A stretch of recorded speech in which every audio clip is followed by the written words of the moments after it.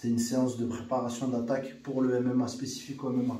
On a relevé 6 points, j'ai relevé 6 points sur lesquels ils ont travaillé. Pendant qu'ils étaient en train de travailler, j'ai noté les 6 points. Et pendant qu'ils ont fait leur séance, les 6 points se sont appliqués automatiquement au fur et à mesure des exercices que vous avez pu voir. Le premier point, c'est le relâchement. Le relâchement, il est nécessaire de toute façon à toute la technique dans les sports de combat. Le deuxième point, c'est la préparation d'attaque. Ils ont préparé leur attaque, c'est-à-dire qu'ils n'ont pas tout de suite donné des informations. Ils ont d'abord évalué le terrain avant de préparer leur attaque. C'est très important, ce préambule, sinon on ne peut pas passer son attaque.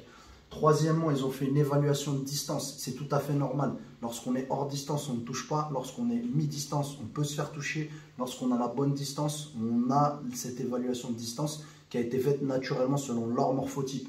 Numéro 4, ils ont mis la gestion du contre, striking ou lutte. La gestion du contre, elle peut être au niveau du striking, que ce soit un genou, un coude, un kick, mais elle peut être également au niveau de la lutte. Donc c'est pour ça qu'ils étaient réceptifs à ça.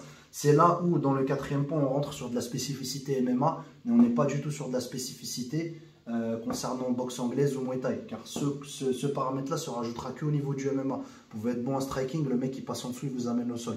Les contres sont favorables aussi en MMA au niveau de la lutte. Là, le cinquième point, c'est créer de la confiance. C'est très important. Lorsque vous avez des doutes, vous n'allez pas partir sur votre travail. Le but de cet exercice, c'était de leur créer de la confiance. À partir du moment où ils ont créé de la confiance, ils ont pu faire certaines choses qui leur étaient propres à leur style de travail. Le but, c'est pas de former des élèves capables de faire certaines choses, c'est de former des élèves capables d'avoir confiance. C'est pas des chorégraphies, comme je le dis toujours pendant mes cours, c'est du travail, c'est de l'intelligence, c'est de l'intellect, c'est de l'application. Dernier point, c'est le point le plus important, c'est l'efficacité. Tous ces points-là, assemblés, amènent l'efficacité au niveau du MMA.